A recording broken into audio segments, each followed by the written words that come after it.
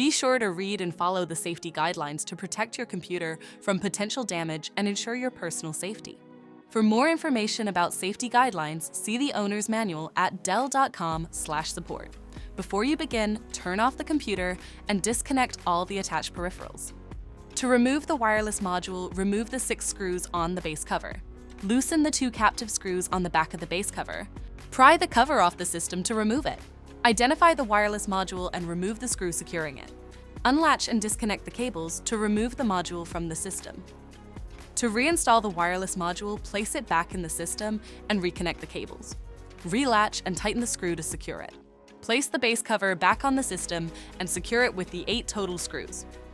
For more information about your Dell system, visit dell.com/support.